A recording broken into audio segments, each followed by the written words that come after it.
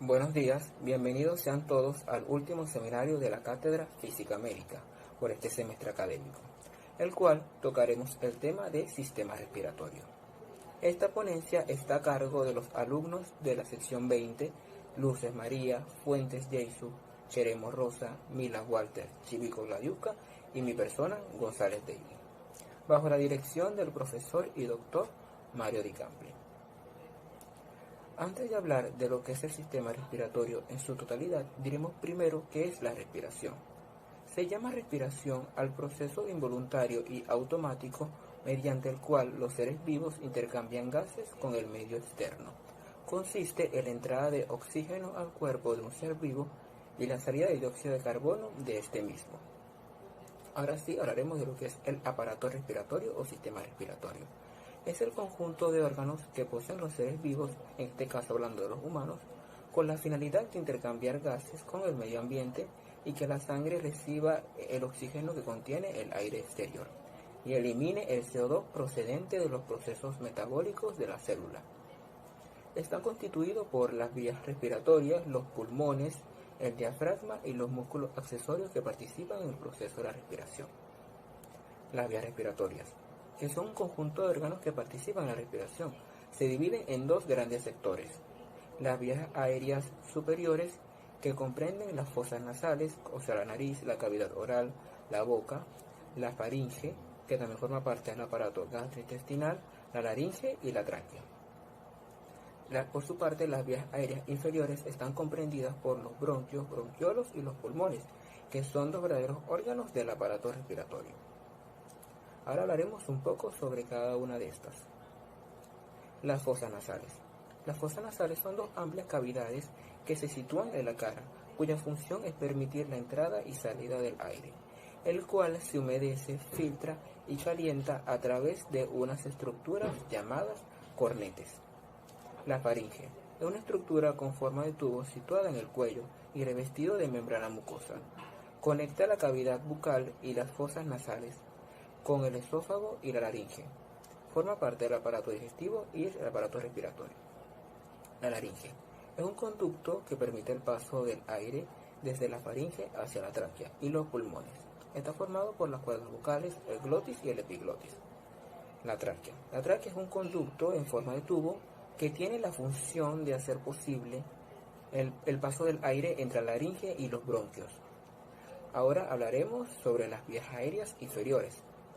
Entre ellas tenemos el bronquio, que se encuentra en el interior de los pulmones, y es uno de los conductos tubulares fibrocartilaginosos que conduce el aire desde la tráquea hacia los bronquiolos. Los bronquiolos son las pequeñas vías aéreas de 1 milímetro o menos en que se divide el árbol bronquial distal. Es el conducto que conduce el aire desde los bronquios hasta los alvéolos. Los pulmones. Los pulmones están situados dentro del tórax y a ambos lados del corazón. Están protegidos por las costillas y separados el uno del otro por el mediastino. Están cubiertos por una doble membrana llamada pleura. Entre ambas pleuras se forma una cavidad, que es la cavidad pleural, que está ocupada por una fina lámina de líquido seroso. El peso de los pulmones depende del sexo de la persona y del emitórax que ocupen. El pulmón derecho pesa en promedio 600 gramos y el izquierdo 500 gramos. Estas cifras son un poco inferiores en el caso de la mujer debido a que posee un menor tamaño en su caja torácica. Por su parte, en los hombres son superiores. El pulmón derecho es más grande y está dividido en 3 lóbulos, dividido por 2 fisuras, mientras que el izquierdo únicamente cuenta con 2 lóbulos, superior e inferior, separados únicamente por una cisura. En su interior se encuentran unas estructuras denominadas alvéolos pulmonares, sitio en donde se produce el intercambio gaseoso.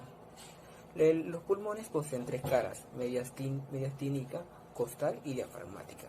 Lo arraigan las arterias bronquiales y las arterias pulmonares, que le llevan sangre para su oxigenación.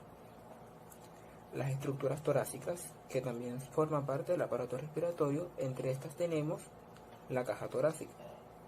Es un compartimiento cerrado ligado al cuello por músculos y está separado de la cavidad abdominal por el diafragma. y sirve de protección a las vísceras que éstas albergan, como lo es el corazón, los pulmones y los grandes vasos. El diafragma es un tejido musculotendinoso encargado de la respiración. Produce el 75% de los cambios en el volumen intratorácico durante la inspiración. Cuando se inhala, el diafragma se contrae y el espacio disponible en la cavidad torácica se agranda. Se agranda después de la inhalación, el diafragma se relaja y el aire es exhalado por la contracción de los pulmones y de los tejidos. El esternón.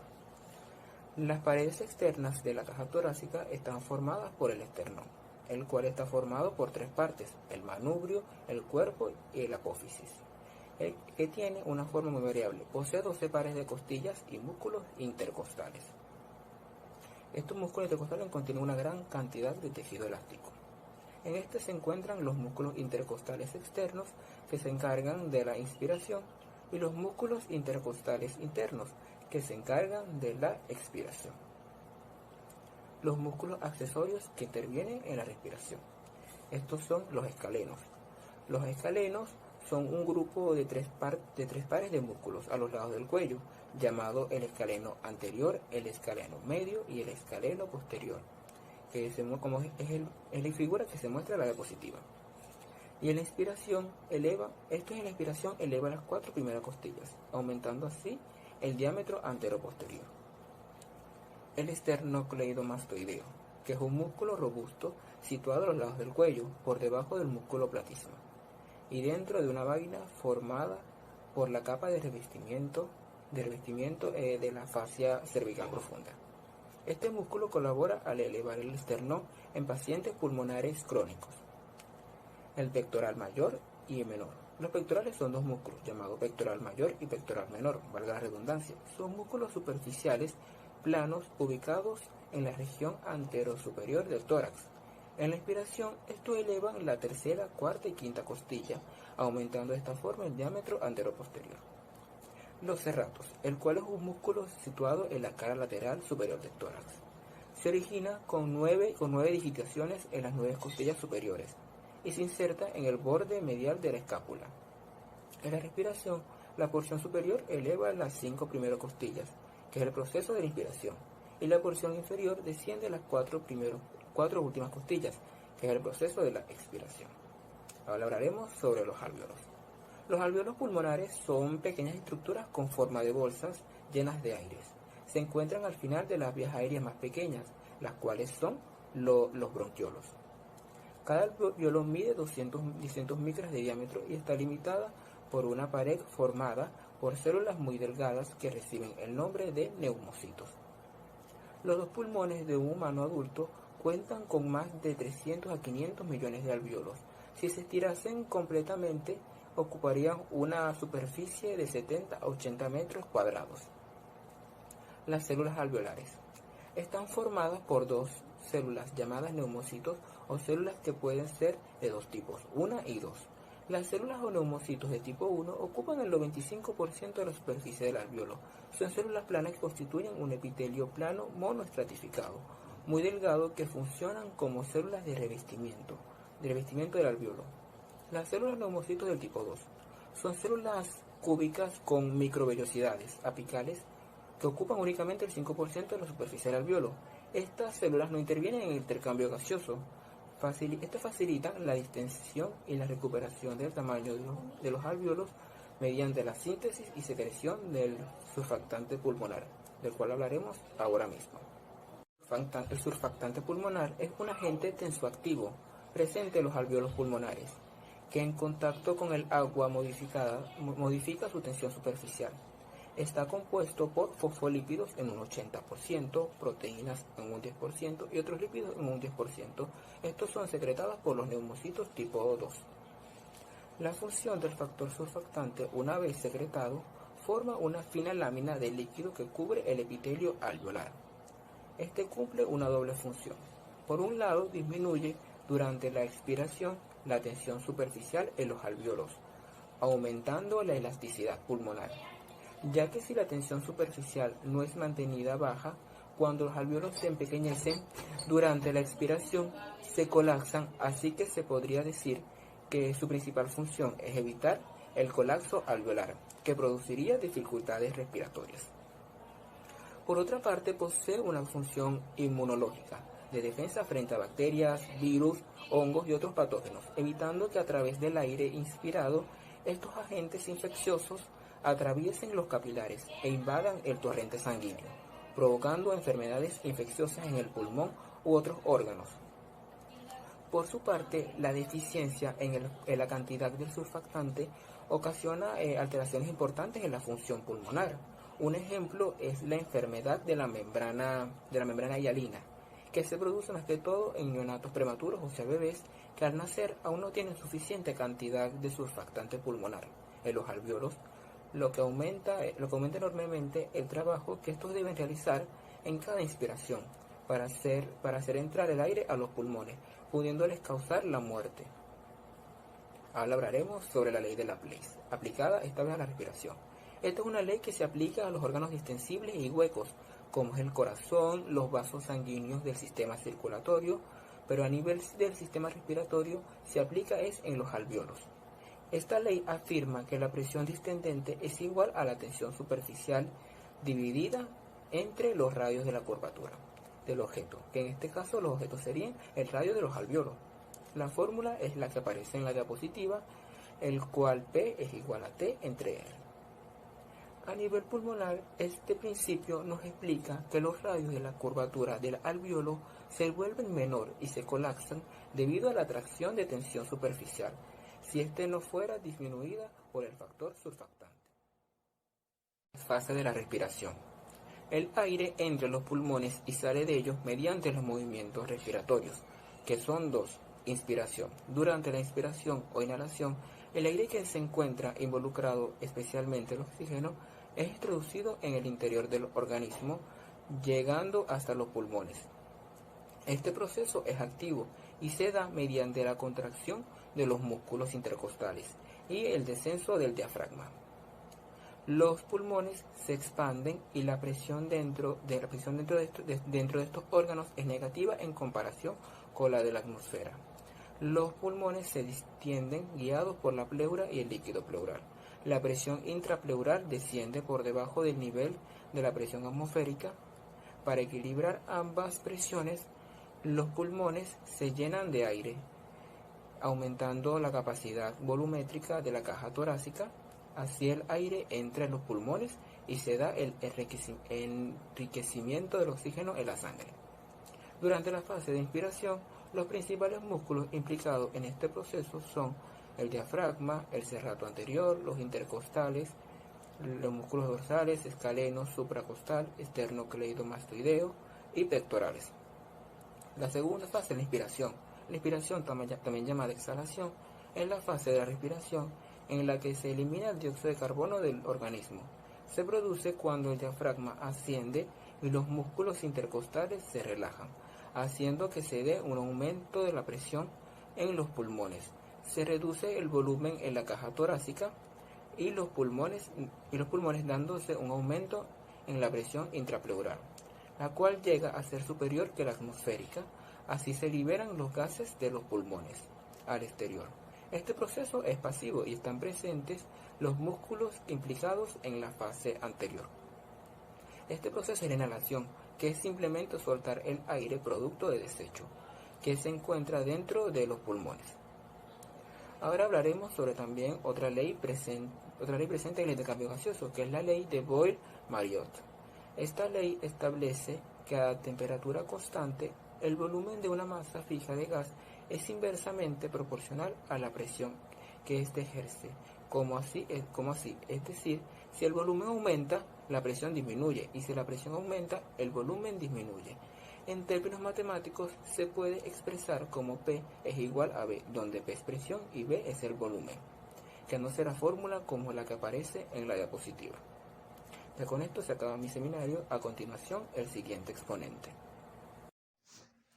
Ventilación pulmonar. Se le conoce como ventilación pulmonar al conjunto de procesos que hacen fluir el aire entre la atmósfera y los alvéolos pulmonares por medio de los actos alternantes de la inspiración y la expiración. Los factores que intervienen en este mecanismo son las vías aéreas internas, el diafragma y la cavidad torácica, que está formada por el esternón la columna vertebral y las costillas, así como también la musculatura asociada. La ventilación está producida por músculos que cambian el volumen de la cavidad torácica. Esto hace que creen presiones positivas y negativas que muevan el aire dentro y fuera de los pulmones.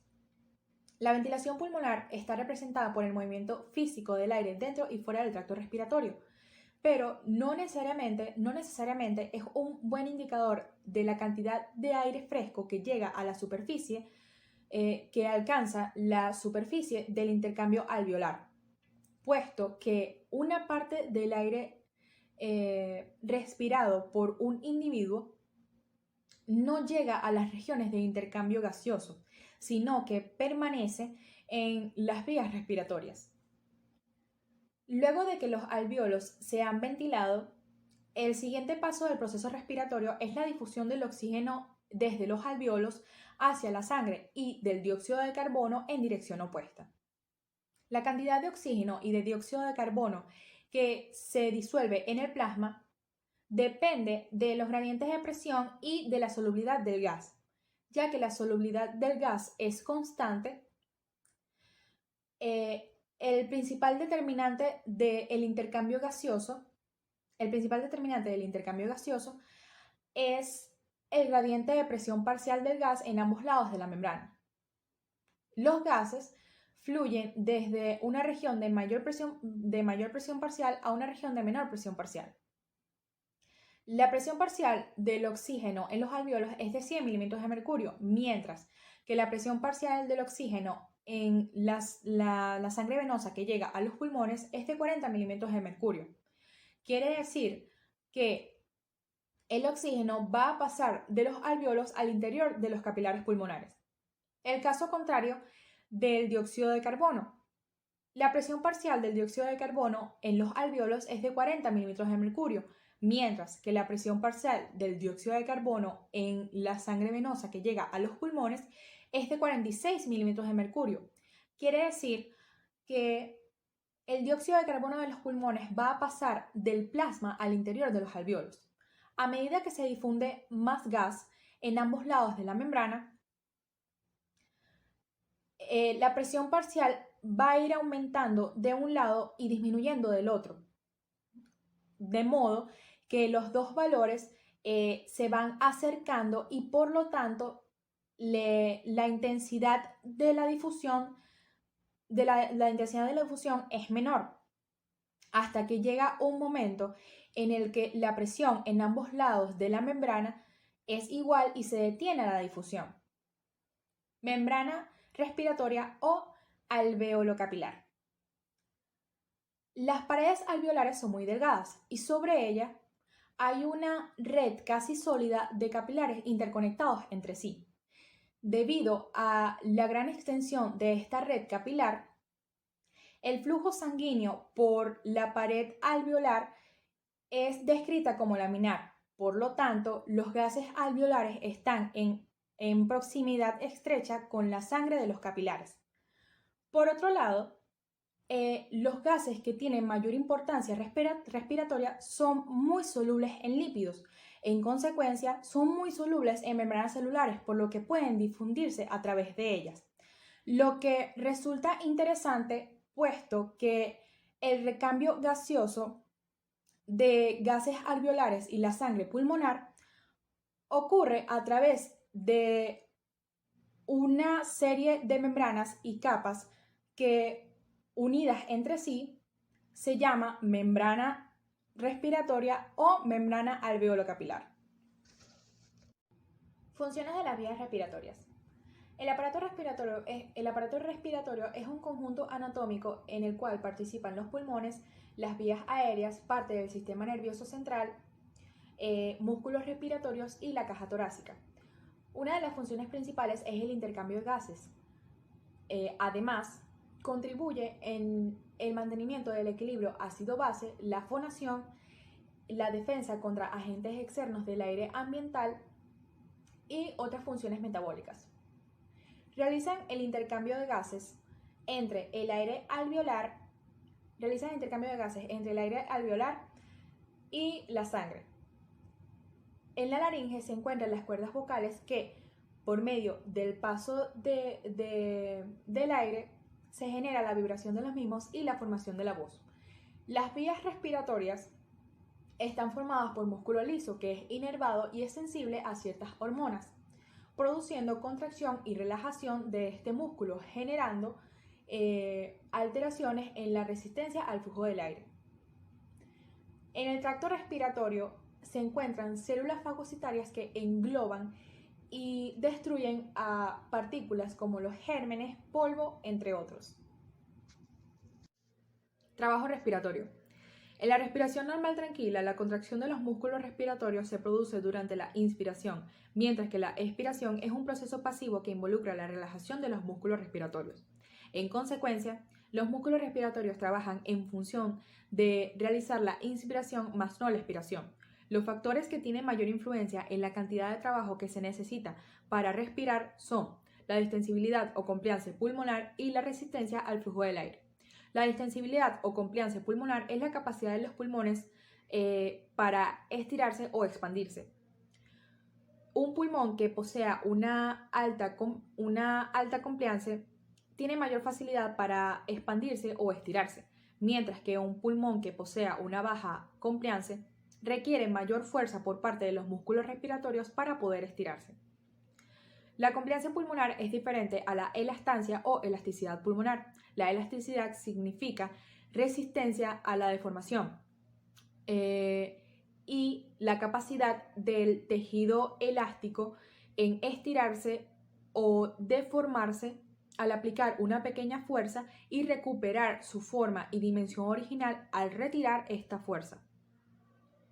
El hecho de que un pulmón posea una mayor facilidad para expandirse no necesariamente puede volver a su forma y dimensión original al desaparecer la fuerza de estiramiento.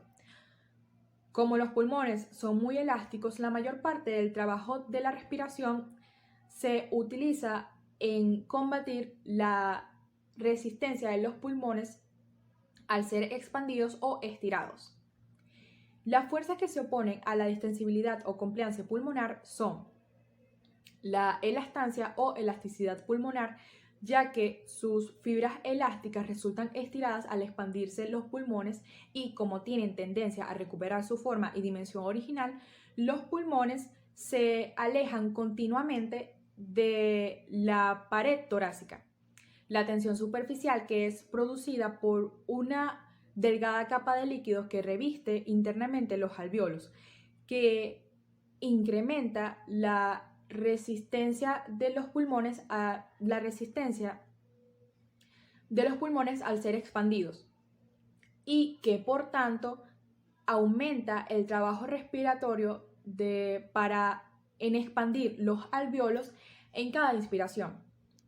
En cuanto a la resistencia del aire en las vías aéreas, los factores que contribuyen a la resistencia de las vías respiratorias al flujo del aire son la viscosidad. El flujo del aire es directamente proporcional a la magnitud de las moléculas de gases que fluyen. La longitud. La longitud es directamente proporcional a los conductos de aire. El radio es inversamente proporcional a la cuarta potencia del radio del conducto de aire.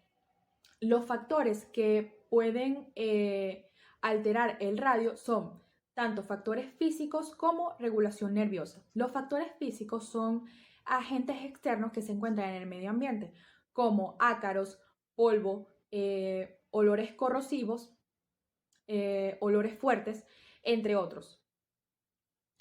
La regulación nerviosa, que los bronquiolos poseen musculatura lisa que es inervada por el sistema nervioso autónomo. Fibras simpáticas, dilatación bronquial, fibras parasimpáticas, contracción bronquial. Espirometría. ¿Qué es la espirometría? La espirometría es un estudio rápido e indoloro. Con esto nos referimos a que no causa dolor. En él se utiliza un dispositivo manual llamado espirómetro. Este mide la cantidad de aire que pueden retener los pulmones de una persona, es decir, el volumen de aire, y la velocidad de inhalaciones y exhalaciones durante la respiración, es decir, la velocidad del flujo del aire.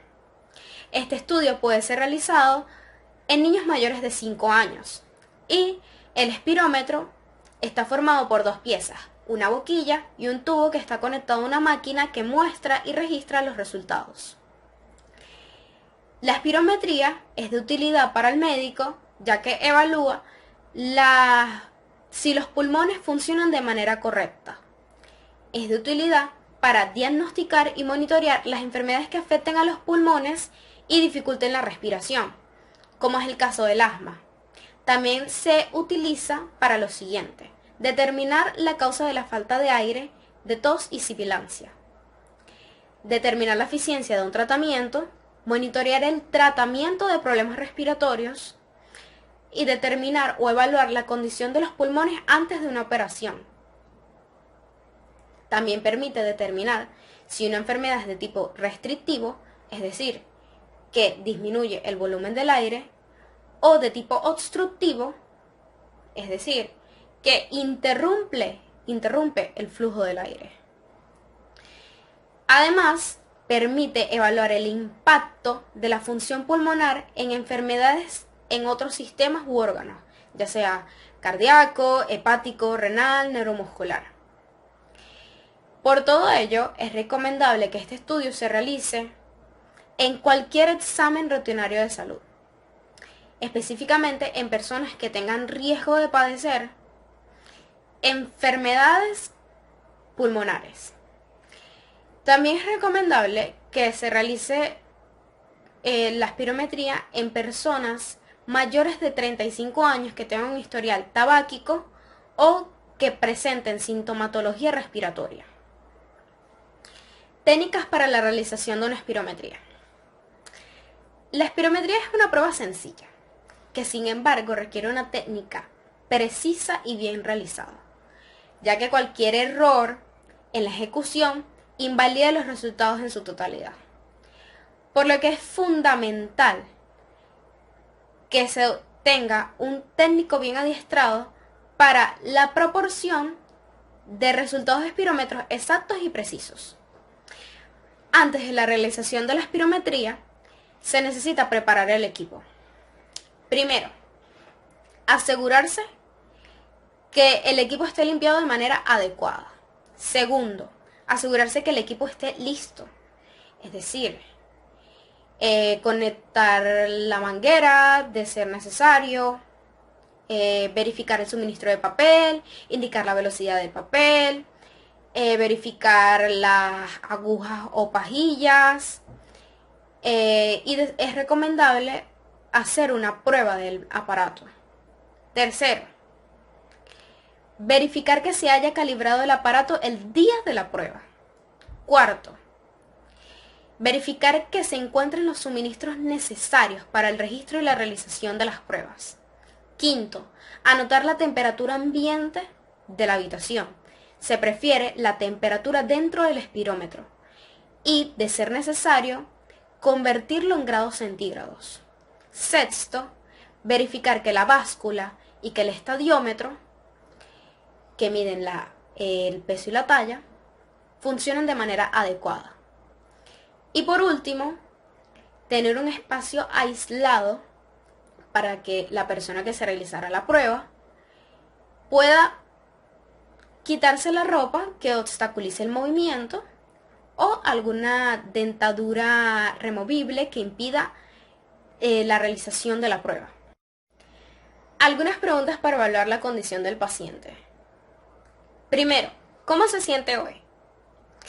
Esto se pregunta para poder evaluar si la persona padece de alguna enfermedad aguda que le incapacite para poder tomar respiraciones profundas o soplar de manera forzada. Si ese es el caso, se debe posponer la prueba por al menos 3 días. Segundo, ¿ha fumado algún cigarrillo, pipa o puro durante la última hora? Si ese es el caso, se debe posponer la prueba por al menos 1 hora, ya que el fumar tiene un efecto en las vías aéreas, a corto plazo, en las vías aéreas pequeñas. Tercero, ¿ha usado algún medicamento inhalado, como es el caso de los broncodilatadores en aerosol? Si ese es el caso, se debe posponer la prueba 1 hora, ya que estos agentes tienen un ligero efecto en las vías aéreas pequeñas. Cuarto, ¿qué ha comido durante la última hora? Una comida copiosa puede tener un efecto a corto plazo en la capacidad de la persona para tomar aire de manera profunda. Por lo que luego de conocer qué es lo que ha ingerido la persona, se debe evaluar si la cantidad de alimento ingerido es el suficiente para que influya en los resultados. Si ese es el caso, se debe posponer la prueba por al menos 1 hora.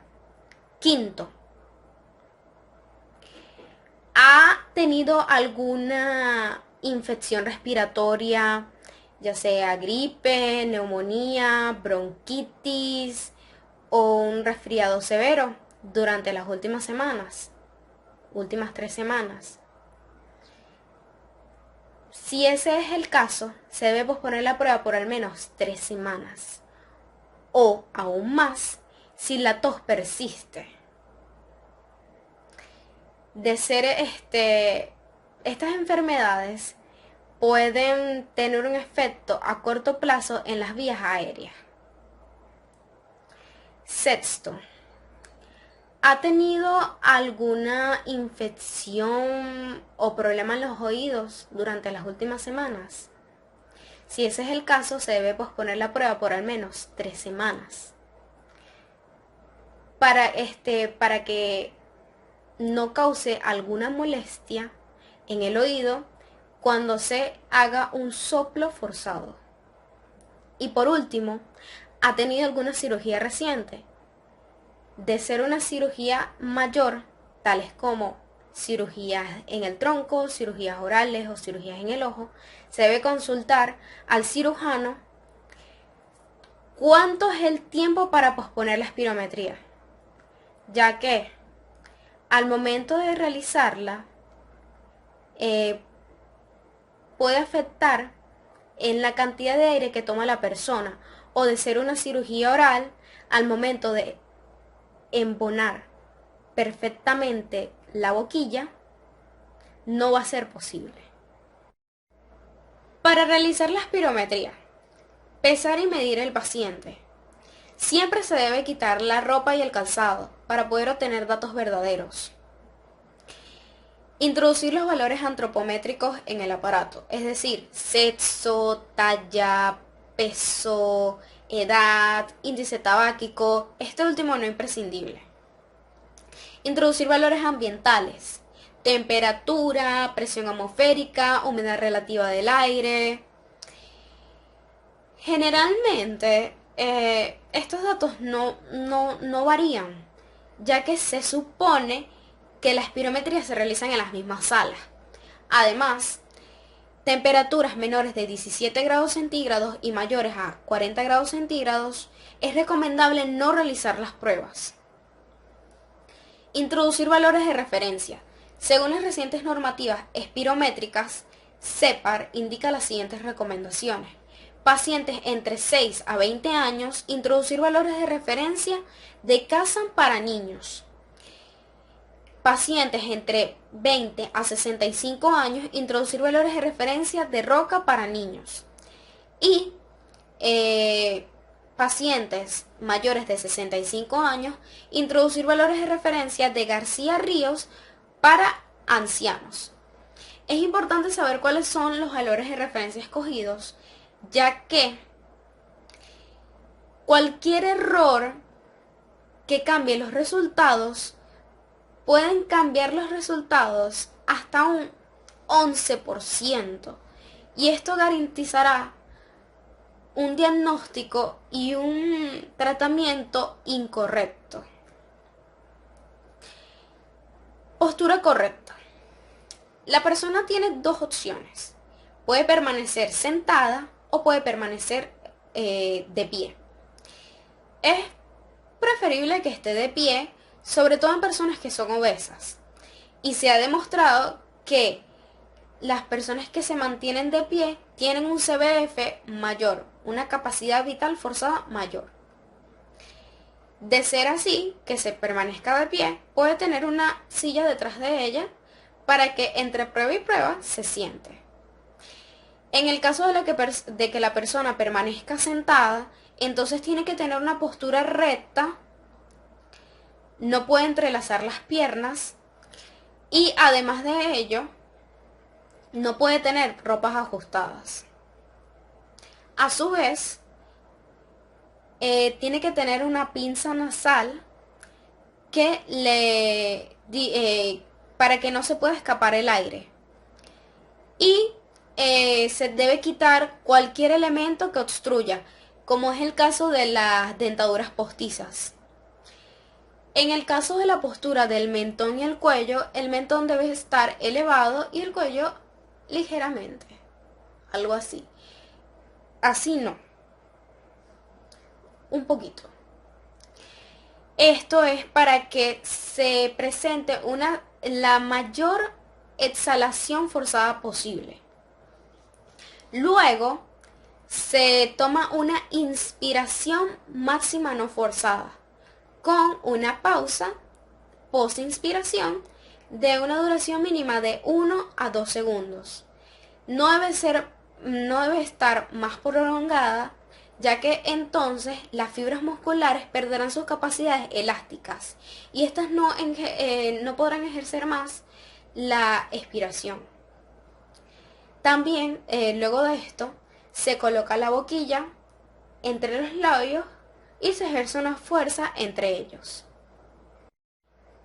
Seguidamente se realizará una expiración máxima forzada que se prolongará hasta exhalar en su totalidad de forma constante durante un mínimo de 6 segundos, mientras se evalúa la evolución de la curva en la pantalla del espirómetro.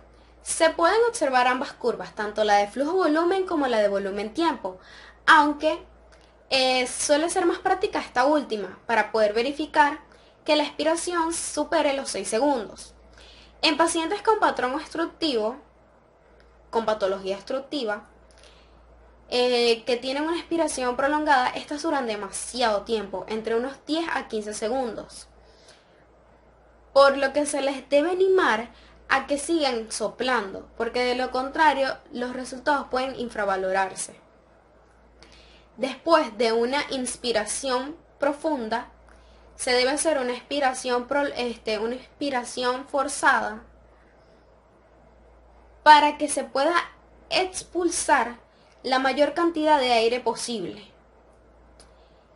El espirómetro mide tanto la cantidad de aire que es exhalado, mejor dicho, y la velocidad en la que es expulsado el aire de los pulmones. Es decir, ambas mediciones son registradas en el espirómetro. Se debe descartar las maniobras indebidas, es decir, maniobras demasiado cortas, detenidas bruscamente, con tos o inhalaciones en las expiraciones, y de ser posible, si se nota que al principio una maniobra puede ser inválida, es recomendable que se detenga lo más rápido posible, porque entonces el paciente se va a cansar. Se concluyen las pruebas entonces cuando se obtienen 3 resultados válidos, con curvas técnicamente satisfactorias y 2 reproducibles.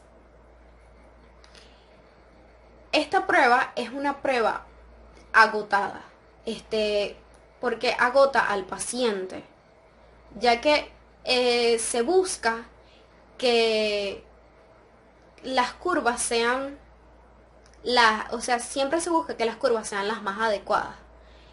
Por eso es que tarda demasiado. Entonces, luego de 8 a 10 intentos que se hacen, el agotamiento comienza a hacer que la validez de la prueba empeore cada vez más, por lo que se recomienda que se detenga la prueba y que se le diga al paciente que vuelva otro día y se intente de nuevo.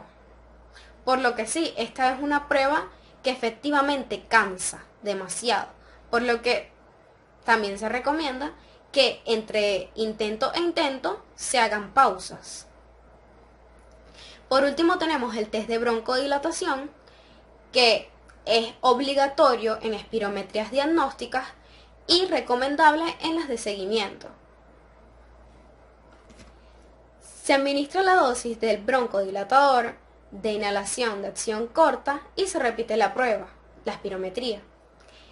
El fármaco puede ser un agonista B2, como un salbutamol, o un anticolinérgico. Se debe repetir la espirometría de 10 a 15 minutos si se emplea un B2 y a los 30 a 45 minutos si es un anticolinérgico. Volúmenes de la espirometría. Primero tenemos el volumen corriente, que es el gas que se moviliza en cada respiración. 500 mililitros aproximadamente. Es la cantidad de aire que se moviliza en la expiración y la inspiración normal, que suele ser de 6 a 7 mililitros kilogramos de peso. Es decir, 500 mililitros en un individuo normal de 70 kilogramos que tomamos como valor de referencia. Luego tenemos el volumen de reserva inspiratorio, que este es el máximo volumen de aire o gas que se puede inspirar forzadamente a partir de una inspiración normal, de un punto inspiratorio. Esta es la diferencia del máximo volumen que se puede inspirar en la respiración normal del volumen corriente y la respiración máxima. Esta suele ser aproximadamente de 1 litro.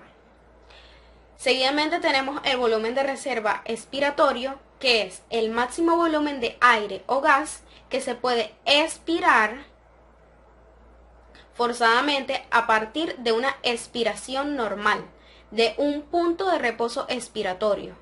Esta es la diferencia entre el máximo volumen que se puede expirar en la respiración normal de volumen corriente y de la respiración máxima. También suele ser de 1 litro aproximadamente. Por último tenemos el volumen residual, que este es el gas que queda en los pulmones luego de la expiración máxima. Es de 1000 mililitros. Esta es la cantidad de aire que queda en los pulmones luego de la expiración máxima, que por lo tanto no suele excederse. Es decir, que no puede exhalarse nunca más. Sus resultados no pueden ser vistos por la espirometría, pero son accesibles en la plestimografía corporal o en las técnicas de dilución de gases inertes, generalmente helio. Estos estudios solamente son disponibles en el laboratorio de neumonología, y tiene un valor que ronda entre los 1 y 2.5 litros. Espacio muerto. El espacio muerto es el que corresponde a las vías aéreas de conducción, en las cuales no se produce el intercambio gaseoso, 130 a 180 mililitros.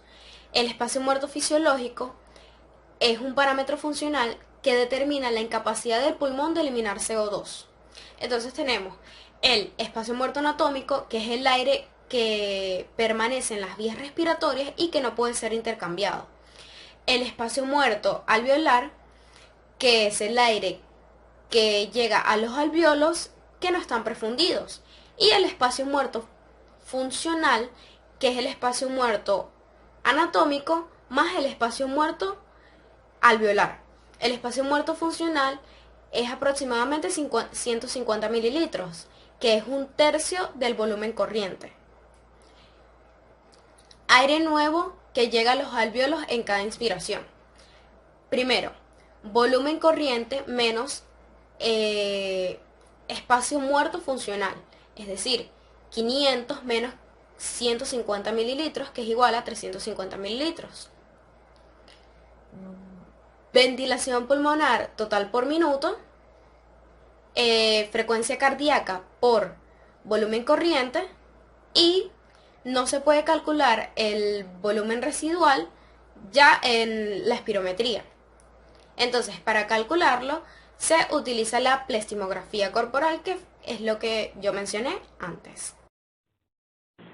Buenas tardes, mi nombre es Rosa Chiremo y voy a hablarles sobre las capacidades pulmonares de la espirometría. Las capacidades pulmonares son los distintos volúmenes característicos de la respiración humana, es decir, es la combinación de volúmenes. Las capacidades se dividen a su vez en capacidad inspiratoria, la capacidad vital forzada, la capacidad residual funcional y la capacidad pulmonar total. La capacidad inspiratoria es la cantidad de aire que uno respira, comenzando con un nivel de expiración normal y una inspiración máxima, distinguiendo al máximo nuestros pulmones. La capacidad inspiratoria se representa sumando el volumen de corriente más el volumen de reserva inspiratoria. La capacidad vital es el volumen de aire cuando uno inhala y exhala en condiciones normales.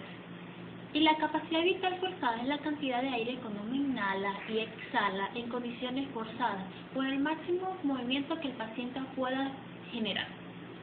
La capacidad vital forzada se representa sumando el volumen circulante más el volumen de reserva inspiratoria y el volumen de reserva expiratoria. La capacidad residual funcional es la cantidad de aire que queda al final de una expiración normal.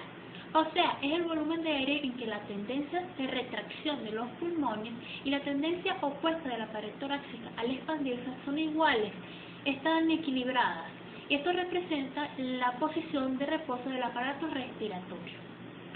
En la capacidad residual funcional se representa sumando el volumen residual más el volumen de reserva expiratoria. La capacidad pulmonar total es el volumen máximo en que se pueda expandir los pulmones con un máximo de esfuerzo. En otras palabras, es la cantidad de aire que puede almacenar los pulmones. La capacidad pulmonar total se representa sumando el volumen residual más la capacidad vital forzada. También vamos a hablar sobre los tipos de curvas de la espirometría. Las curvas espirométricas se utilizan para medir el flujo de aire y también la relación del flujo de aire y el porcentaje de volumen de aire. Existen dos tipos de curvas, curva volumen-tiempo y la curva de flujo-volumen. La curva volumen-tiempo, esta mide la relación del volumen de aire exhalado y el tiempo necesario para realizar esa función. O sea, es el volumen de expiración forzado en un segundo. Es decir, es la cantidad de aire exhalado en el espirómetro en un segundo. Y esto representa el 80% de la capacidad vital forzada. El flujo de aire es una medida de velocidad del aire. La curva flujo-volumen. Esta representa la relación del flujo de aire que se produce por cada volumen de aire exhalado, es decir, la velocidad con que tú exhalas. Para realizar esta curva se le pide al paciente que haga una inhalación máxima y una expiración máxima en el espirómetro. Esta curva evalúa la fase inspiratoria y la fase expiratoria para diagnosticar obstrucción intra o extratorácica, es decir, fija o móvil. La obstrucción intratorácica, esta fase afecta la fase expiratoria, pero a cambio la fase inspiratoria está intacta, o sea, porque afecta la fase expiratoria, no la inspiratoria, por lo tanto es móvil. Y la obstrucción extratorácica afecta la fase inspiratoria, pero no la fase expiratoria, es móvil. Y la obstrucción fija es cuando tanto la fase inspiratoria y expiratoria están fijas. No se determina la obstrucción si es intra o extratorácica, por lo que la curva se aplana. Vamos a hablar también sobre las enfermedades pulmonares de patrón obstructivo. Estas enfermedades se ocasionan por obstrucción de las vías aéreas, es decir, no hay paso libre del flujo de aire, por lo que hay una deficiencia del intercambio gaseoso, por sustancias extrañas, por la secreción de moco, por estornudo, por inflamación de los pulmones, entre otros. Y esto se evidencia estas alteraciones en la espirometría por disminución del volumen expirado forzado en un segundo, ha disminuido un 80% del valor predictivo y la capacidad vital forzada. Algunas de estas enfermedades frecuentes vemos las alergias, que es una reacción inmunatoria del organismo frente a sustancias inocuas como el polvo, el polen, la humedad, temperaturas muy frías, entre otras.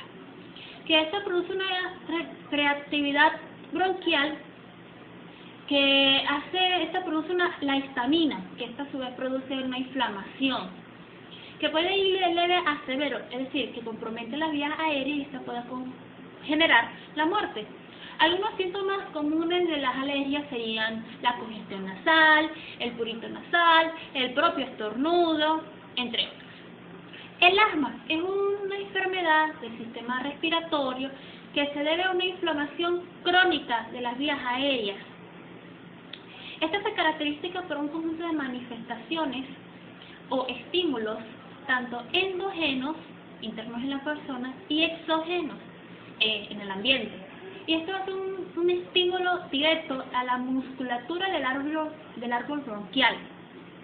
También un estímulo subyacente indirecto en las propias células, lo cual esta secreta una sustancia activa, lo que provoca inflamación y broncoconstricción. Algunos síntomas comunes del asma es la tos, tanto duración como intensidad son variables, acompañados por espasmos bronquiales, secreción mucosa, fiebre, entre otros.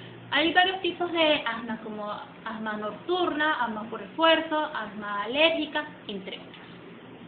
La bronquitis es una inflamación de las vías aéreas bajas, es decir, que los bronquios situados en los pulmones se inflaman por una infección o por otros motivos. La bronquitis aguda se identifica por una patología bacteriana o vírico. Algunos síntomas de estas pueden ser fiebre, dolor de pecho, tos, dificultad para respirar. La tos puede permanecer 3 semanas o incluso más después de que los otros síntomas hayan desaparecido. La enfisema pulmonar. El enfisema se define como una enfermedad crónica con agrandamiento permanente de espacios aéreos distales a las bronquiolos terminales, con obstrucción de la pared alveolar, con o sin fibrosis manifiestas. También se caracteriza por la pérdida de elasticidad de los pulmones, también por la destrucción de las estructuras que sostienen al propio alveolo y los capilares que suministran sangre a los alveolos. Y esto hace que haya genera unos síntomas como pérdida de peso, ansiedad, fatiga, síntomas de disnea, incluso aumento de la frecuencia respiratoria, entre otros. El examen radiológico se presenta como los pulmones inflamados, el diagrama disminuido y aumentado el diámetro.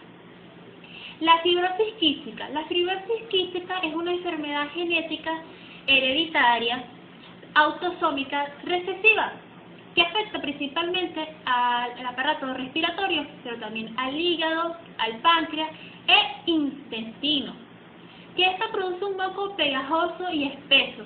Esta enfermedad generalmente afecta a niños y adultos jóvenes, que generalmente mueren por una infección. Esta es una enfermedad muy mortal.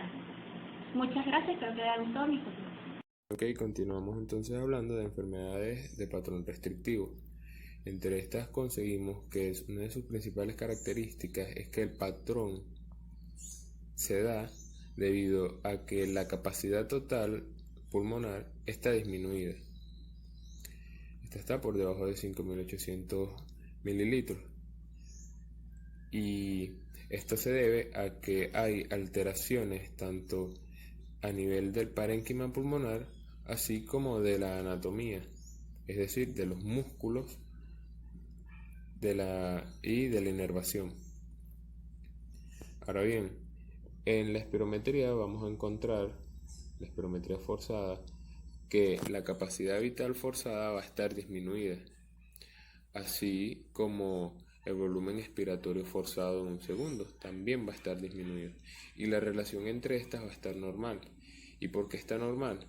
Porque como ambos disminuyen, entonces a la hora de sacar la relación o la proporción entre estos, como ambos valores están bajos, por eso es que lo vamos a conseguir normal. En la curva volumen-tiempo y en la curva flujo-volumen vamos a conseguir que estas no son más que una representación en miniaturas de las curvas normales, que las normales deberían de estar un poco más elevadas porque está ingresando más volumen en el mismo tiempo, aproximadamente unos 4-5 litros. Y esta vendría siendo en la curva volumen-tiempo. Pero ¿qué ocurre? Como el pulmón no se puede distender, expandir como es, esta es la representación que vemos. Esa presión que no nos permite realizar el movimiento. También en la curva flujo-volumen conseguimos que tiene un ascenso rápido, pero llega al punto máximo de espirometría y disminuye. Es decir, que el volumen que está ingresando es de apenas 1 litro. ¿Qué es lo que está ocurriendo? Esto está disminuido por el mismo patrón que venimos viendo de las alteraciones que hay en el pulmón, como estábamos mencionando. Porque lo ideal es que entonces tenga un ascenso rápido que llegue hasta aproximadamente 6 segundos y después disminuye. Pero esto no se cumple en este patrón. También podemos conseguir el patrón mixto, que tiene una parte del patrón restrictivo y también del patrón obstructivo. Y en la curva volumen-tiempo se va a conseguir igual, disminuida como una miniatura de la normal. A diferencia de que en la curva o en la gráfica flujo-volumen vamos a conseguir que también tiene un ascenso rápido, que también está disminuido, pero esta va a ser una miniatura no del patrón normal, sino de el patrón obstructivo, es decir, esta va a disminuir, sube bruscamente, pero en su disminución, debido a la obstrucción, este toma las características de la otra curva. Entre las enfermedades de patrón restrictivo conseguimos los problemas de la pared torácica y las enfermedades intersticiales. Entre los problemas de la pared torácica encontramos la escoliosis, que es cuando hay una desviación de la columna. Como esta no está en su posición anatómica, me va a generar una deformación en la arquitectura del organismo. Entonces no me va a permitir que el pulmón pueda distenderse correctamente. También vamos a conseguir la obesidad, que aunque no lo crean, esta también me va a generar un patrón restrictivo, porque ¿qué ocurre? Esto es como que agarren a una persona normal y le coloques una franela que tenga unos 30-40 kilos en el pecho. Imagínense cómo van a intentar respirar y no van a poder. ¿Qué ocurre? Más o menos así es con la obesidad, pero estos gramos, este peso lo vamos ganando día con día y no nos damos cuenta sino hasta que ya es una persona que está con una obesidad mayor. También conseguimos las enfermedades intersticiales o las del parénquima, es decir, las del tejido propiamente dicho. Entre estas conseguimos la neumoconiosis. Estas suelen llamarse enfermedades del trabajo porque son enfermedades que se dan a nivel pulmonar de acuerdo al contacto que tenga el trabajador con ciertas sustancias. Por lo general conseguimos entre estas la abestosis, que son de las personas que trabajan con abestos, así como de las familias que viven con techo de abesto. También conseguimos la silicosis y otras más.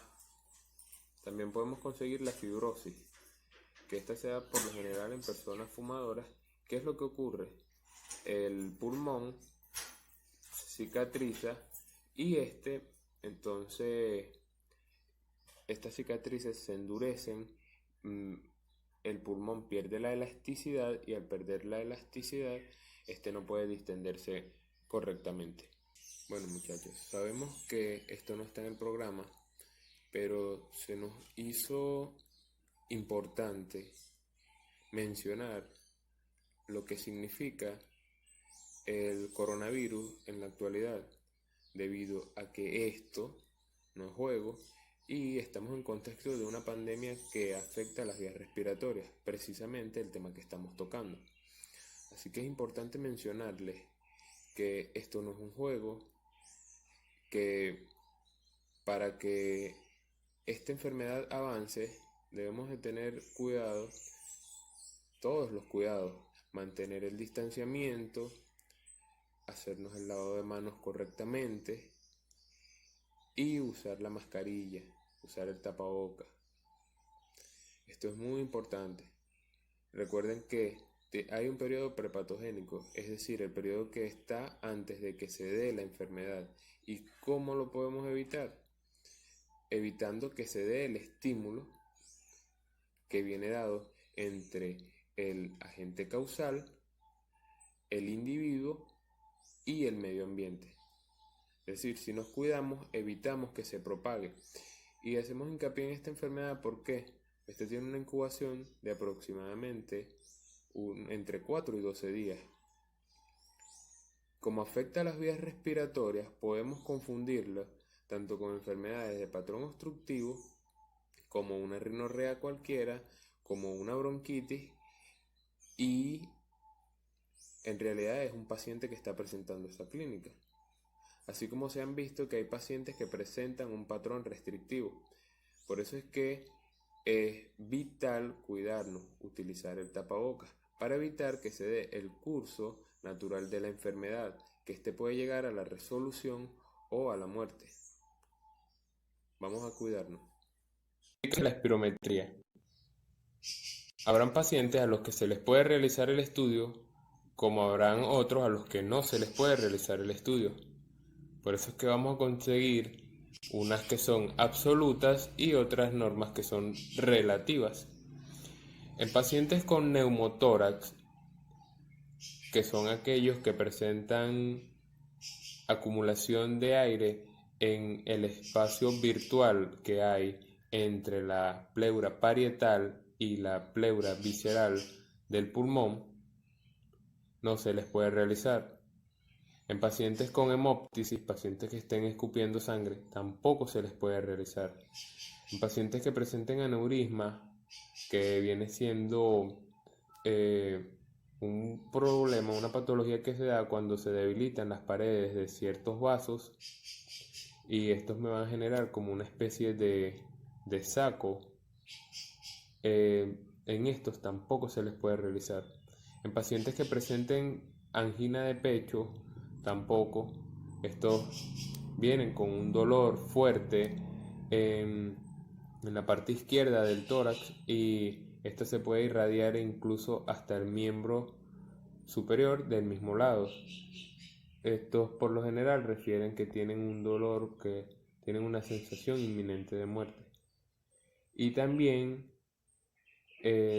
pacientes con patologías oculares como desprendimiento de la retina. A estos no se les puede realizar la espirometría. Además, estos tienen que estar acostados boca abajo durante su mejoría y durante su tratamiento. Por eso, en este tipo de pacientes están contraindicados absolutamente. A diferencia de pacientes que presenten traqueotomía, que es una apertura de la tráquea para realizar ciertos procedimientos, pero estos luego se cierran. Después que pase el tiempo y este se cierre, se le puede realizar el estudio al paciente. Si llega algún paciente con una parálisis facial, al momento no se le puede realizar la espirometría. ¿Por qué no utilizar todos los músculos necesarios para agarrar el aire como lo necesita? Así como también tenemos pacientes con problemas bucales, que tengan abscesos, que tengan un dolor de muelas muy fuerte. Tampoco. Se busca resolver ese problema y luego se les hace el estudio. Y pacientes con deterioro mental. El que presente deterioro mental es observado por el especialista, se intenta tratar hasta que él esté más estable y luego se le explique cómo se hace el procedimiento y se intenta realizar. Mecanismos pulmonares de defensa. Siempre que estamos en cualquier medio, en cualquier lugar en el que nos encontremos, estamos en contacto directo con el medio ambiente y en este vamos a conseguir partículas, microorganismos y otros que pueden afectar nuestro sistema respiratorio. Es por esto que el sistema está equipado de una serie de barreras, tanto locales como sistémicas, que tienen que ser atravesadas por estas partículas para llegar a los alvéolos. Todo esto es con el fin de evitar que éstas lleguen y nos generen patologías o molestias a nivel orgánico. Entre estos tenemos los vellos nasales. Son la primera barrera que vamos a conseguir. Está formado por todos esos vellos que vamos a conseguir en la nariz. A mucha gente no les gusta y por motivos estéticos se los cortan, se los quitan y no saben que ya se están quitando una barrera importante, porque estos nos ayudan hasta a impedir el paso de partículas menores a 10 nanómetros. Tenemos entonces la siguiente barrera, que es el epitelio cilíndrico estratificado, que es aquel que me conforma la gran mayoría del sistema respiratorio. Esta comienza desde el final de la faringe hasta los bronquios principales, y esta le confiere al sistema respiratorio que posea como una especie de moco en la cual, si las partículas logran ingresar a través de las vías respiratorias, estas puedan quedarse ahí. Y además de esto, están equipadas también con cilios. Los cilios, que son prolongaciones que van a realizar movimientos. Estas prolongaciones salen del sistema respiratorio, de las mismas células del epitelio cilíndrico estratificado, y estas van a realizar ciertos movimientos como de barrido que, si la partícula se quedó ahí, van como que a desplazarla hacia la faringe. Es decir, todo con la finalidad de que si algún microorganismo logra pasar, no llegue hacia el lugar donde se da el intercambio gaseoso. Y aún así, si estos no son suficientes, todavía tenemos otra barrera, que son las células productoras de moco, que estas están a partir o por debajo de los bronquios principales. Estas son células caliciformes, estas producen moco, y cuando estamos en presencia de un microorganismo que logró atravesar todas las barreras antes mencionadas, esta va a producir un moco que me va a generar que él se quede en la zona, que se quede ahí y que no siga avanzando. Todo con la finalidad de luego expulsarlo. Y si el microorganismo, la partícula, logró vencer todos estos sistemas, estas barreras que son locales, entonces aún queda una barrera sistémica que viene dada por los macrófagos alveolares. Estos macrófagos están circulando por ahí mismo, por los alvéolos. Cuando ven que llegó una partícula, estos realizan la fagocitosis. Por eso es que estas se le llaman células de polvo también. Y estas tienen ese funcionamiento y son importantes porque si, por ejemplo, llegó un microorganismo que es difícil de atacar, estas van a estar presentes y pueden activar las alarmas para reclutar más células blancas y poder atacar la infección. Control nervioso de la respiración. El sistema nervioso central ajusta de manera automática, sin intervención de la voluntad, la frecuencia y el ritmo respiratorio. Esto es gracias a los centros respiratorios que se encuentran ubicados en el bulbo raquídeo y en la protuberancia del tronco del encéfalo. La arteria aorta y las arterias carótidas poseen minúsculos sensores denominados quimiorreceptores, que analizan la sangre y verifican los niveles de dióxido de carbono y de oxígeno en la misma. Aunque los movimientos de inspiración y expiración pueden controlarse voluntariamente, la mayoría de las veces estos se regulan de manera automática por los centros respiratorios. El sistema de control de la respiración precisa de 3 elementos básicos: sensores, controladores y efectores. Sensores dentro del sistema nervioso. Quimiorreceptores centrales. Estos se sensibilizan aumentando o disminuyendo la respiración ante los cambios de dióxido de carbono en la sangre. Tienen la función de adaptar la ventilación de acuerdo a las necesidades del ser humano. Sensores propioceptores. Estos tienen el objetivo primordial de estimular y mantener la musculatura necesaria para la ventilación, llevando a cabo un proceso de retroalimentación negativa. Sensores fuera del sistema nervioso. Quimiorreceptores arteriales periféricos. Cerca de la bifurcación carotidia encontramos un importante quimiorreceptor sensorial, denominado cuerpo carotidio. Un agrupamiento celular con 2 tipos de células importantes conforman el cuerpo carotidio: las células quimiorreceptoras propiamente dichas y las células sustentacelulares. La función de este quimiorreceptor sensorial está en la regulación de la ventilación en el momento en que disminuye el oxígeno en la sangre, es decir, ante un cuadro de hipoxia, así también como de hipercapnia y alcalosis. Receptores de estiramiento. Estos receptores de distensión pulmonar durante la respiración normal son activados produciendo reflejo de detención de la inspiración. Tienen una función protectora en el ser humano y se encuentran localizados en los bronquios y los bronquiolos. Controladores y centros de regulación. Centro neumotáxico. Este se encuentra localizado en la región superior de la protuberancia perteneciente al tronco del encéfalo. Su función principal es la inspiración y su función secundaria es la de aumentar la frecuencia respiratoria. De esta manera ajusta el tiempo para la fase de llenado pulmonar. Es decir, que si la señal neumotáxica es grande, podría ser que la inspiración no sea tan fuerte para que los pulmones logren llenarse. Pero si la señal neumotáxica es pequeña, podría ser que la inspiración sea lo suficientemente fuerte como para que los pulmones logren llenarse. Centro anéuxico. Este se encuentra localizado en la región inferior de la protuberancia perteneciente al tronco del encéfalo. Estos estimulan los centros inspiratorios vulvares, aumentando el tiempo para la fase de inspiración, el mismo que es originado por el grupo respiratorio dorsal de neuronas. En condiciones normales, el centro neumotáxico inhibe al centro anéuxico, y la fase de inspiración culmina cuando se da tanto la estimulación vagal como la del centro neumotáxico. Centros vulvares. Estos son los principales encargados del ritmo de la respiración. Grupo respiratorio dorsal. Este se extiende a lo largo de la longitud del bulbo raquídeo.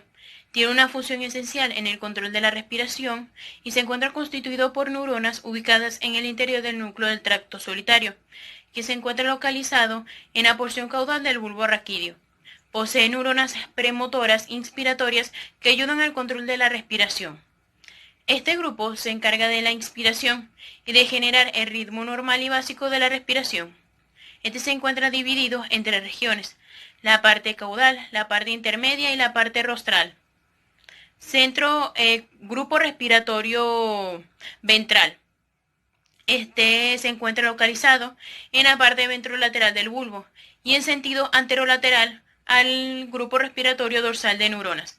Este grupo se encarga de la expiración y se encuentra constituido por neuronas ubicadas en 2 núcleos anatómicos, el núcleo ambiguo y el núcleo retroambiguo. Y las características de este grupo son las siguientes. Durante la respiración normal, las neuronas del grupo respiratorio ventral permanecen inactivas, por lo que la respiración está dada por las señales inspiratorias repetitivas del grupo respiratorio dorsal. En caso de que se necesite una expiración importante, estas neuronas se encargan de enviar señales expiratorias potentes a los músculos abdominales. Efectores. Los efectores más importantes de la respiración son el diafragma, los músculos intercostales y los músculos abdominales. También se encuentran efectores accesorios como lo son los músculos esternocleidomastoideos y paravertebrales, que contribuyen de manera adicional a la respiración forzada en caso de necesidad. La respiración normal está dada fundamentalmente por el movimiento del diafragma, que se contrae durante la inspiración y que se relaja durante la expiración. Otros músculos que intervienen en la expiración son los intercostales externos, los músculos esternocleidomastoideos, los escalenos y los serratos anteriores. Otros músculos que intervienen durante la expiración son los intercostales internos y los rectos del abdomen. De esta manera, la respiración es producida al activarse las áreas inspiratorias. Cuando el aire abandona los pulmones, se conducen una serie de estímulos nerviosos a través de determinados nervios que producen la contracción de los músculos intercostales externos y del diafragma, provocando la inspiración. En las paredes de los bronquios y de los bronquiolos existen receptores sensibles a la distensión que envían señales hasta las áreas inspiratorias provocando su inhibición. De esta manera se determina la relajación de los músculos intercostales y de diafragma, produciendo la expiración. Cuando el aire abandona los pulmones, los receptores de distensión dejan de ser estimulados, por lo tanto cesa la inhibición de las áreas inspiratorias y se genera una nueva inspiración. Signos de insuficiencia respiratoria e hipoxia. Entre los signos de insuficiencia respiratoria encontramos disnea o dificultad para respirar, tiros intercostales, supraesternales y diafragmáticos. Estos tiros se dan porque los músculos que se encuentran en estas regiones tiran hacia adentro. En el caso del tiraje intercostal se produce porque los músculos que se encuentran entre las costillas tiran hacia adentro. Uso de los músculos accesorios. En condiciones normales, durante la inspiración, la participación de los músculos del cuello y del tórax durante la expansión del tórax es pequeña, pero cuando existe una dificultad respiratoria, estos aumentan su participación, lo cual podemos observar cuando se marcan las costillas, tiraje intercostal, y en el hueco que existe en la región central del cuello sobre el esternón, tiraje supraesternal. Aleteo nasal, que se puede observar el movimiento de las alas nasales al respirar, y la cianosis en mayor o menor grado. Esto sucede porque las personas que no reciben el oxígeno necesario empiezan a cambiar la coloración de la piel, tornándose azulada, cianosis o pálida. Signos de la hipoxia. La hipoxia es la disminución del oxígeno en la sangre, por lo tanto es el aporte inadecuado de oxígeno a los tejidos. Los tejidos, sistemas y órganos presentan diferente sensibilidad a la falta de oxígeno, por lo que en unas el fallo aparecerá primero que en otras, presentando una sintomatología más temprana. Una alteración en el intercambio gaseoso a nivel alveolar, en la captación del oxígeno ambiental, en el transporte o en su utilización por la célula puede generar un cuadro de hipoxia. Entre los signos de hipoxia tenemos disnea o dificultad para respirar, dolor de cabeza, fatiga y cansancio. Las palpitaciones pueden considerarse en las fases iniciales de la hipoxia, pero mientras estaba progresando, el ritmo cardíaco baja en un punto muy importante y en ocasiones puede derivar a arritmias anormales, vómitos, mareos.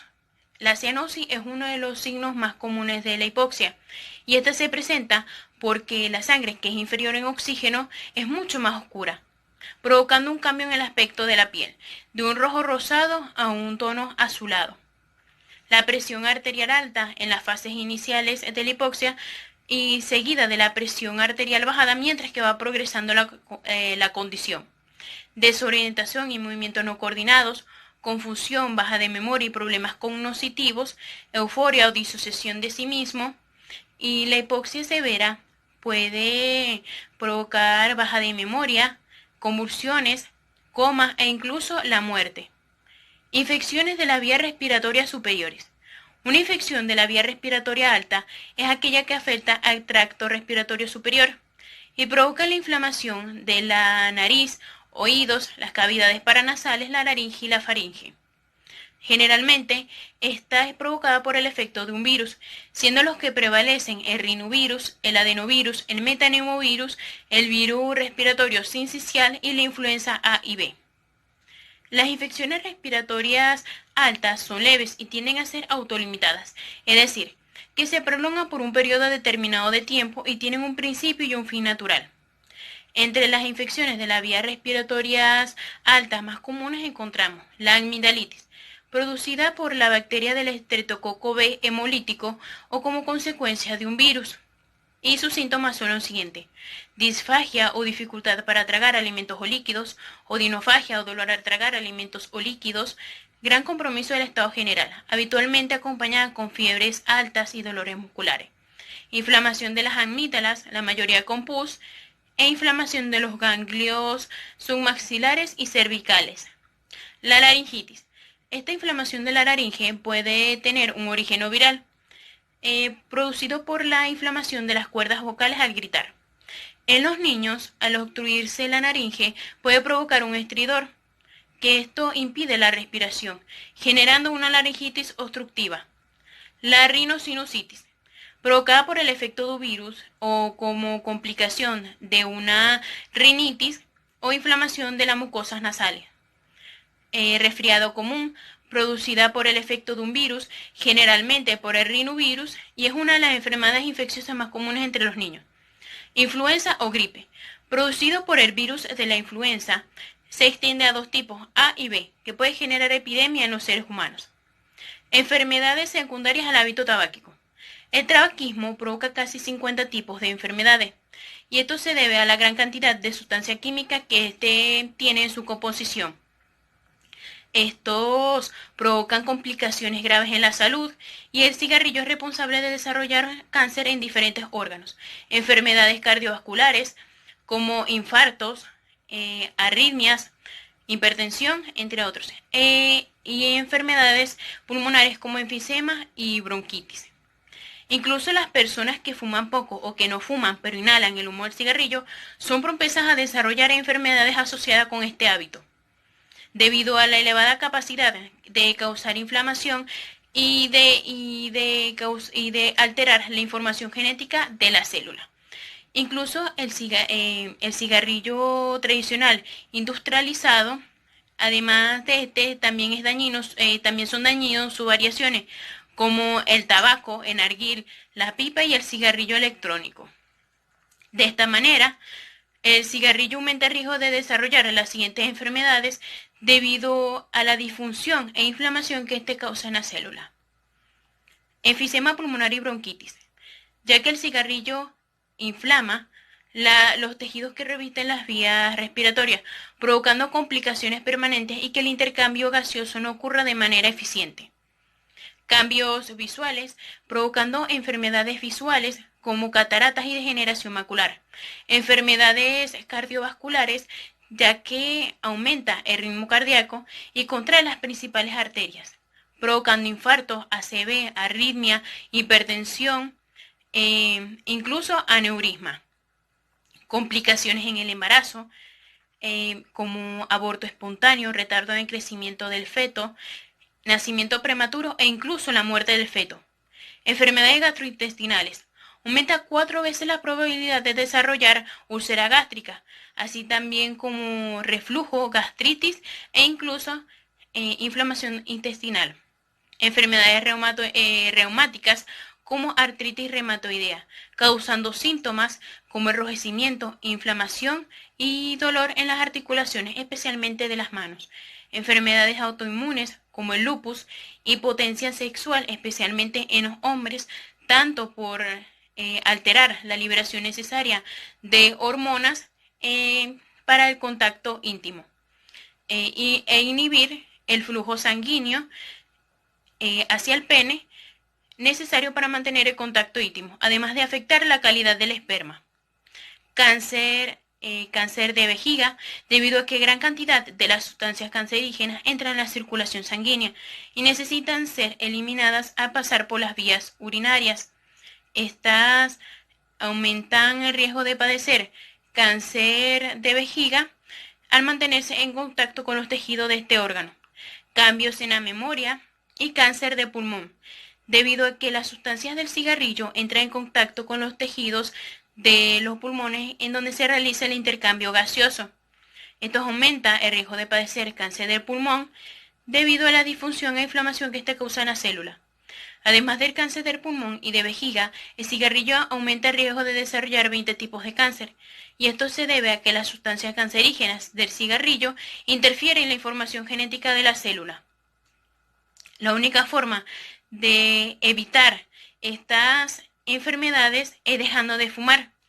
Y aunque sea difícil abandonar este hábito, hay que tener en cuenta el impacto de esta actitud hacia nuestra salud y dar el primer paso. Maniobra para la desobstrucción de las vías aéreas. Es necesario que ante estas situaciones mantengamos la calma y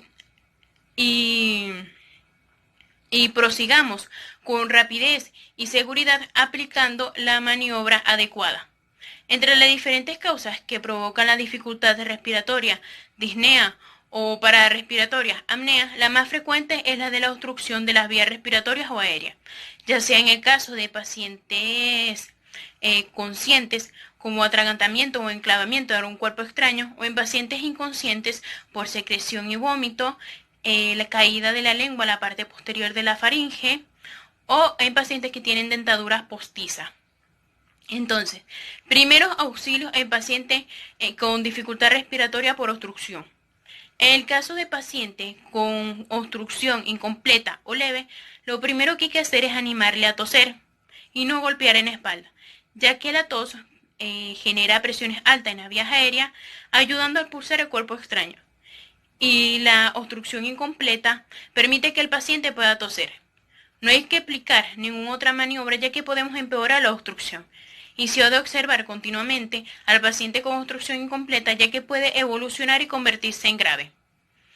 En pacientes conscientes con obstrucción completa o grave, lo primero que se procede a hacer es colocarse a un lado de la víctima, ligeramente por detrás, ayudarlo a inclinarlo hacia adelante, ya que si se moviliza el cuerpo extraño puede ser fácilmente expulsado por la boca. Darle 5 golpes entre los omóplatos con el talón de la mano y observar si cada golpe ha aliviado la obstrucción. Si tras dar los 5 golpes interescapulares no se ha aliviado la obstrucción, efectuar compresiones abdominales y aplicar la maniobra de Heimlich o de desobstrucción de acuerdo a la siguiente secuencia. Reanimador tras la víctima. Lo rodea por la parte alta del abdomen con sus brazos y lo ayuda a inclinarse hacia adelante. Colocar el puño entre el ombligo y la punta del esternón con el pulgar hacia adentro. Agarrar el puño con la otra mano y dar un tirón fuerte y brusco, simultáneamente hacia adentro y hacia arriba. Repetir 5 veces. Si la obstrucción no se ha aliviado, intercalar las compresiones abdominales con los golpes interescapulares. En pacientes inconscientes con obstrucción completa o grave, lo primero que hay que hacer es tender a la víctima al suelo, llamar al sistema de emergencia e iniciar con el RCP o reanimación cardiopulmonar con las compresiones torácicas. Para realizar las compresiones torácicas hay que comprimir el tórax del paciente hasta hundirlo de 5 a 6 centímetros. Mantener siempre los brazos extendidos y colocar el talón de la mano en el centro inferior del esternón. Colocar el otro talón de la otra mano encima de la primera. Entrelazar los dedos y efectuar 30 compresiones intercaladas con 2 respiraciones boca a boca. Repetir 5 veces. Se ha de observar cada vez que se abran las vías aéreas la presencia de algún cuerpo extraño y solamente extraer si está fácilmente accesible. Maniobra de Heimlich en embarazadas y personas obesas. En embarazadas y personas obesas, la maniobra de Heimlich es practicada pero con algunas variaciones y sobre todo con suma precaución. Las compresiones abdominales no pueden ser practicadas en una embarazada ya que puede afectar al feto. Por lo tanto, en el entragantamiento de una embarazada, lo que se recomienda hacer es tenderla al suelo cuidadosamente, con la cabeza ladeada, es decir, con la cabeza de lado. Y la persona que la asiste, realizar las compresiones en el esternón. En el caso que la embarazada esté de pie, realizar las compresiones en un punto medio por encima del esternón. En las personas obesas, ya que nuestros brazos no pueden rodear a la víctima por la parte alta del abdomen, lo que se procede a hacer es tenderla al suelo con la cabeza ladeada y comenzar con las compresiones. Maniobra de Heimlich en niños. Cuando un niño aspira un cuerpo extraño y este se queda alojado en la garganta, el niño comienza a toser con fuerza. Hay que animarle a toser, ya que la tos podría ayudar a que expulse el cuerpo extraño. No hay que darle golpes en la espalda ni intentar sacar a ciegas el cuerpo extraño, ya que podemos empeorar la obstrucción.